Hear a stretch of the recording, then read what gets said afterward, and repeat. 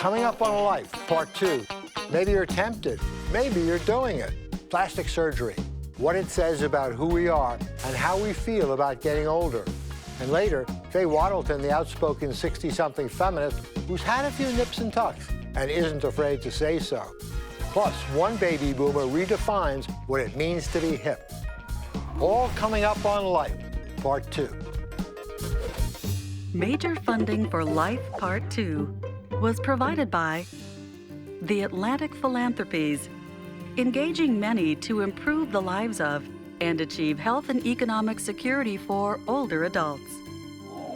And by MetLife Foundation, celebrating the wisdom, talent, and experience of older adults. MetLife Foundation proudly supports Life Part 2.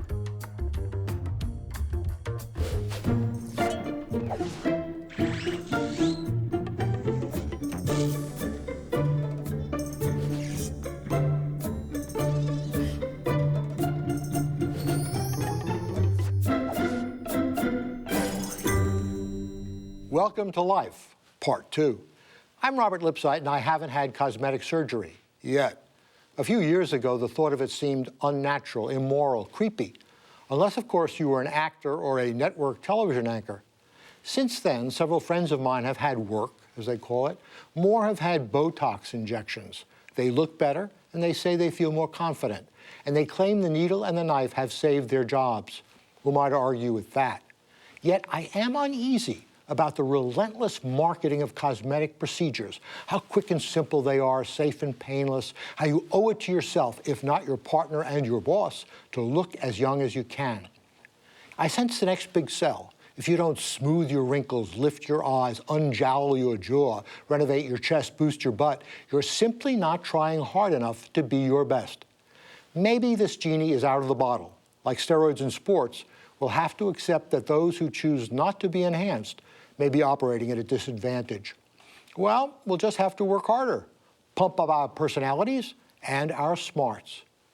But before you go under the knife, wait. Listen to what our cutting-edge panel has to say. You could argue that our obsession with looking younger was born in Hollywood. Well, Leslie Oren lives and works in the belly of that youth-obsessed beast. She is the former senior vice president of publicity and communication for Fox TV Studios and now runs her own publicity company, Baby Grand. And as she openly admits, Leslie has had a little work done. For our generation, no conversation about image and appearance is complete without a feminist perspective. That's why we're delighted to welcome Kathy Rogers, former president of Legal Momentum, the nation's oldest legal organization devoted to advancing women's rights. Dr. Gerald Pittman is a leading plastic surgeon in New York City. He's clinical professor of surgery at the New York University School of Medicine and is in private practice in New York City. Welcome all to Life, Part 2. We have talked about you long enough. Let's talk about me. Leslie, take a really good look. A hypothetical situation. I'm one of your clients. I'm an aging movie star. What work would you suggest for my face? Well, I'll tell you the truth. When I work with a client on a launch of a product or a show, the first thing that we do, you might be surprised to learn, is not look at the face and say, what do they need? You know, my feeling would be if the people who hired you for a reason. And so I don't think I would actually start with your physical appearance, which I think is actually pretty nice. I think you've neatly avoided the question, as a publicity agent should do. Now we'll get a medical opinion. What's possible? What's possible? What makes sense? Well, the first thing I would say to you is, do you really need it? The second thing... Not do I want it? Well, they're not equivalent, but do you really need it for your work? Second thing I would say to you is, if you want to look younger, what have you done to try to help yourself? Are you getting enough sleep so that you don't look tired? People think they look tired because their eyes are in shadow, but sometimes it's just because they're not getting enough sleep. Plastic surgery is wonderful. It can be transformative. But I would, before jumping into the surgery, I would think first about what you can do for yourself. Have you had work? I have not. Would you have work? Absolutely. Kathy, It seems to me that it says something about our culture, particularly a boomer generation of, fix me. Are we not satisfied with ourselves? Have we lost some sense of who we are? That's an very interesting question, because we have a society in which appearance is something very important to everyone. We discriminate in favor of good-looking people, tall people, slim people, and for the baby boomer, you get this added thing of we're in a generation where we feel so good and we feel young, but suddenly we're not looking the way we feel. And so people are saying, well, there's something wrong with this. I think that's true, but I also think that as the boomers have aged, it always seemed to me that the cool age of the moment was whatever the boomers happened to be. And so now the boomers are 50s, 60s, and so they're grappling with my body, my face doesn't look exactly the way it did when I was young, and I'm still feeling young and cool and hip, and I have all these interests, and I want physically to reflect that. What are the most common procedures that you are called upon to perform these days? Well, for the age group we're talking about, baby boomers, it's largely facial rejuvenative. It's things like facelifts, forehead lifts, eyelid operations. In a younger age group, it will be things like breast augmentation and liposuction. Yeah. Would you have work done? I don't see the need at this point for the cosmetic surgery. Now, never say never. It's not as if this were some evil thing, but there's a mega picture here that we're not looking at, which is this obsession with the youth look. And for women, this becomes a double problem. Something like more than 90% of women cannot meet the weight and appearance standards that are being presented to us in the media, on the buses that we watch going down the street. And my question is, why aren't a few wrinkles okay? Why aren't a few It wrinkles shows okay? They're absolutely okay, and Now, you've had Botox. I have. I don't have it now, but Right. I have had it. Right. And I loved it, by the way. So you, at one time, you thought a few wrinkles were not okay. Well, there's pressure out there, and the messaging, no matter how sort of expert you are in your field, and no matter how strong and the work that you do, your own personal internal work is, I think it's really easy to fall prey to the pressure. And I think what we're all afraid of is the actresses that we see, and we all know them. I see them walking down the street where I live, and then we certainly see them on television and in the movies, but they look freakish. They don't look like themselves, and they don't look like anyone we recognize. And that's kind of, I think, when it takes over too much, and I think it would be nice if certain doctors also would say, you know what, I'm not going there. Dr. Pittman, what are your criteria for turning down a prospective patient? It's a good question, Bob. About 10% of the patients that come to the office that seek plastic surgery and want it, I don't operate on for one reason or another. One, I like the patient to be able to articulate what it is that they're in the office for. For instance, Kathy. So you came to the office in the unlikely event that you were in the office. We would sit down together and I would say, please tell me how you would like me to help you. And what I'm looking for is the patient to articulate a featural imperfection, something that bothers them. My neck hangs, my breasts are too small, I'm not comfortable with this.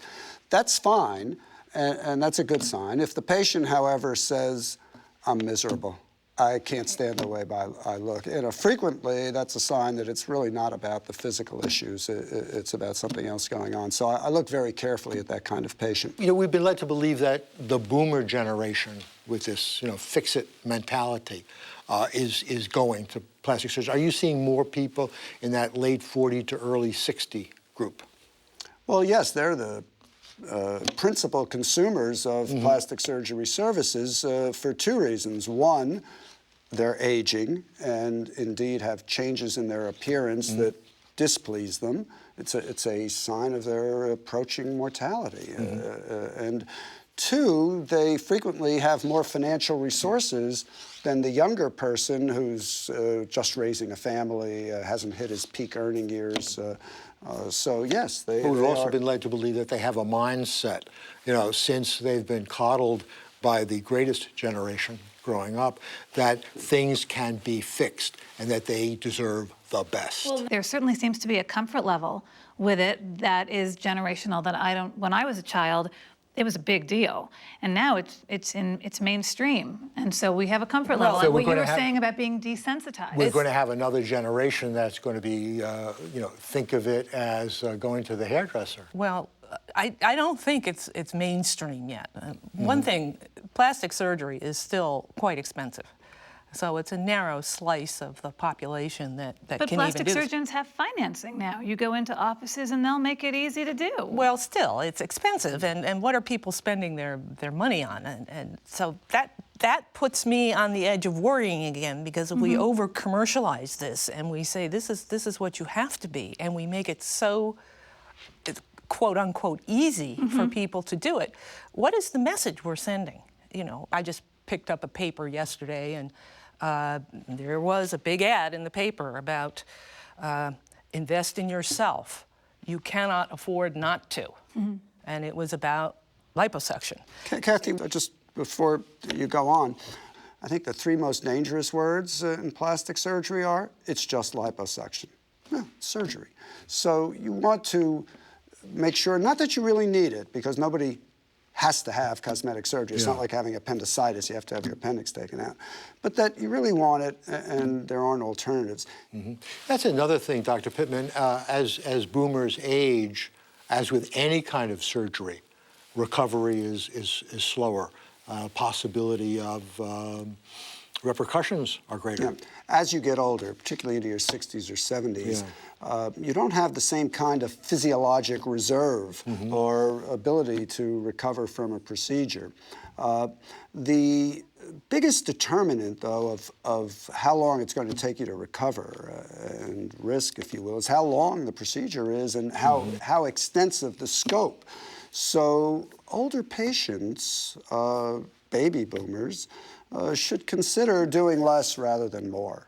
Well, thank you all for joining us on Life Part 2, and may we all be comfortable in our skins, even if it's a little tighter. Faye Waddleton, the feminist activist, is not giving up the fight as she enters her 7th decade. She became the first woman to head Planned Parenthood in 1978, and her memoir, Life on the Line, is the story of her 14 years in one of the most controversial jobs in America. These days, Waddleton continues to advocate for poor and minority women as president of the nonprofit Center for the Advancement of Women. I talked to her about reconciling feminism and her cosmetic surgery, and her hopes and fears for the future. Faye, thanks so much for joining Life Part 2. So here's my problem, doctor. I've always considered you the most beautiful activist in America. And so I'm torn between asking you the political questions I'm supposed to ask and the beauty tips that our audience really wants. You were born in 1943. What do you do to keep looking so great? By the way, I don't think that asking about one's appearance or one's beauty is an apolitical question. I think that that appearance and how we look and how we feel about ourselves and how we project ourselves to other people is very, very important to us. It's important to our mental well-being, our sense of the way we relate to other people. And so you've asked me a very important question. And I think that one of the reasons that I have maintained a verve for life is that I've not attempted to define my progression in life by age. I simply live my life and I do what I want to do. And so I don't feel a sense that I'm this age and so I must behave in this way. And then I just really tried to take very good care of myself. I have never smoked. I drink very little. And I've also visited the plastic surgeon fairly early in my career. I've spent many years of my life in public life. And early on, I realized that looking good was really important to people paying attention to you. And so I visited the plastic surgeon in my mid-40s in order to keep my appearance fresh and interesting as I can. I can't be something that I'm not, but at least to maintain what I have. Well, somehow it sounds very political that you're open about the plastic surgery. It sounds like you're making a Why point. shouldn't I be open? I mean, we're open about going to the gym. We're opening about dyeing our hair, coloring over the gray. Anyone who's in their 50s and they don't have a single wrinkle and they just simply drink lots of water and they have a positive attitude about life is somewhat suspect in my mind. But maybe it's because of my nursing professional background that I see these things much more in clinical terms than in mystical terms. We age. I mean, we do. And each of us ages in a different way and at a different rate. And what we do with that should be left to us. And it should not be defined by other people or be subject to others' approval or disapproval. And so I sort of try to live it as I see fit, not as the way other people think I should. Yeah. Well, as the surgeon devil's advocate, the idea that you're not allowing, the wrinkles, the kind of marks of age, is that ageist? I mean, is that in any way anti-woman, anti-feminist? It's not in any way. It's what I feel that I should do. I could also say, well, I shouldn't put on lipstick this morning because putting on lipstick might create an image that I'm anti-feminist, that everything must be completely natural as biology defines it. That's not the definition of feminism. The definition of feminism is that I am not in any way penalized for the choices that I make because of my gender, not because of the approval or disapproval of someone else's value system. Obviously with that attitude and that kind of positive strength, the way that you reinvented yourself, I want you to kind of take us through 14 years at kind of the center of the most moral, vicious, social storm in American life. Then you stepped away. How does a person pushing 50 or even beyond know when it's time, and then what do you do? And should you prepare for it? I have really never prepared for a next stage in life. I have lived a life and I viewed life as a spectrum, that we're sort of on a journey, to use an overused metaphor, for what we should be doing in the here and now is a preparation for what is to come, and not thinking, well, in 5 years, this is where I want to be. That is, I have not lived my life on those terms. And so I've never seen myself as a reinvention. I've just simply stepped up to opportunities as they have presented themselves. I would never have imagined myself to be president of Planned Parenthood. I mean, I came from a very humble background of Southern immigrant parents who went to north, to the cities to find better life, jobs. And I think my leadership, the reason that you probably are talking to me 30 years later is because maybe you sensed, even in those years when we talked, that I was honest about what I engaged in. I had integrity about leadership.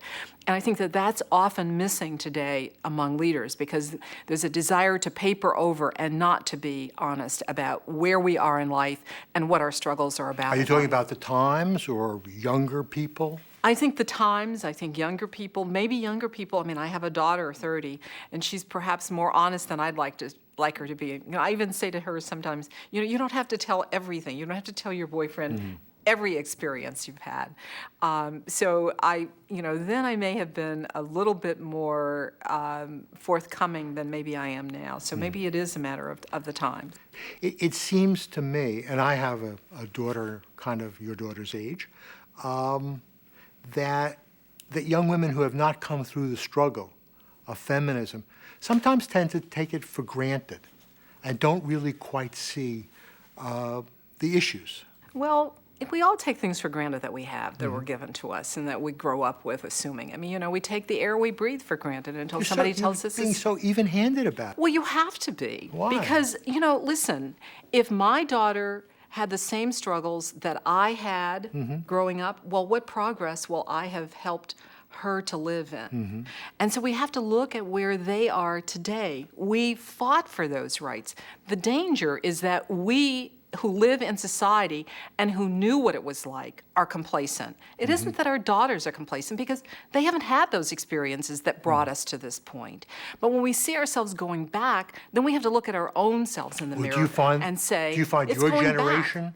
complacent? Absolutely. Our data absolutely does show that middle-aged, especially white women, are far more conservative than are their Latina and African American counterparts. More so than they used to be? More so than they used to be. What do you attribute that to? We attribute it to a lot more connection to religious institutions. We have seen that women tell us that they are more engaged in their religious communities, and conservative religious dogma or doctrines have compelled in a way that the mainstream denominations have not attracted memberships. They speak to everyday life circumstances that people are looking for answers to their daily problems. Do you think that we can count on growing wiser as we grow older? We do. I think I am wiser. I hope I'm wiser. If I haven't, boy, this has really been there's really been a lot of wasted time. And I think that with wisdom, we gain a better perception of other people's sensitivities, how to be more involved and engage with other people.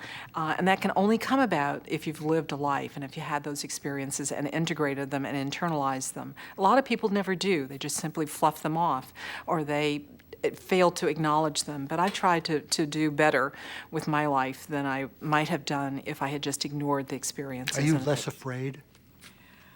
Oh, that's a very interesting question. I think I may be more afraid as I grow older. As I am reaching the stage of my life when I'm losing friends and relatives, some of them younger than I am, you wonder when you are older whether people will be there that you had counted on to be in your life and to be your caretakers or the people who care for you and whom you have relied upon in your life. I even think about what if my daughter predeceases me. I have only one child. What might my old age look like if I live to be as old as my mother at 93, and I'm in the care of strangers? What does that mean? So I think that there is a degree of vulnerability that we reach at a different stage of life that we may have felt as a child. And these are hard things to plan for. Well, you do the best and you hope for the best, and you think that things have always managed to work out. Yes, we may have to suffer a bit, and usually the suffering precedes something that's really a blessing. But will there be a period of your life in which everything is tough as we grow older and sicker and have greater debilities? And that is something that I do fear and I worry about. Well, thanks for the bad news.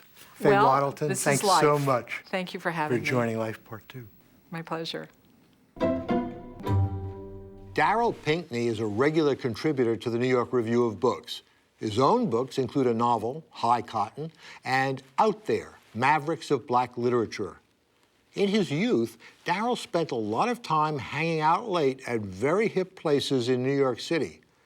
But like many of us, his idea of a good time has evolved over the years. Once upon a time, the young would put the elderly on rafts and float them out to sea.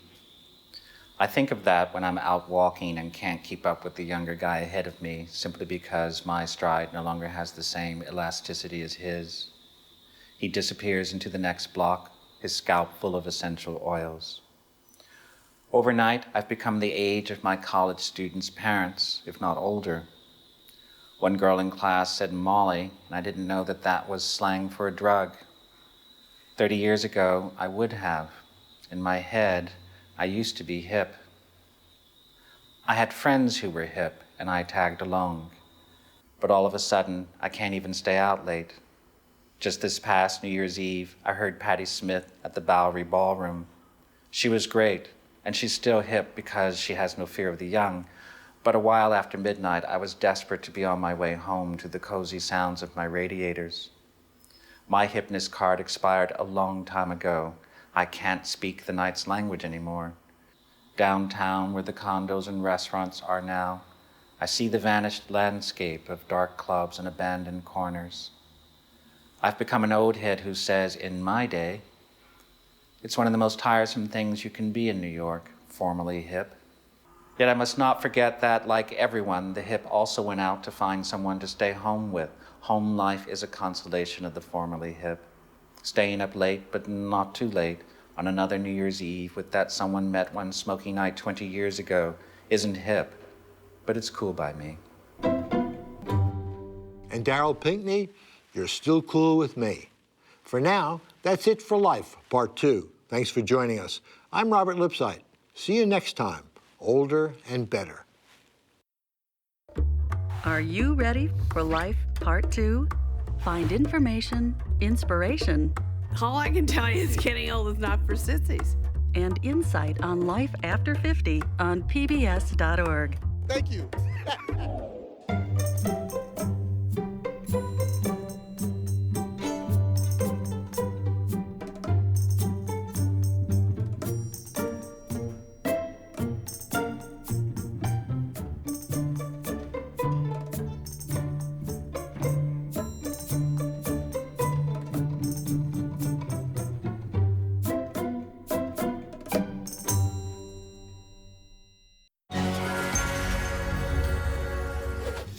Major funding for Life Part 2 was provided by the Atlantic Philanthropies, engaging many to improve the lives of and achieve health and economic security for older adults.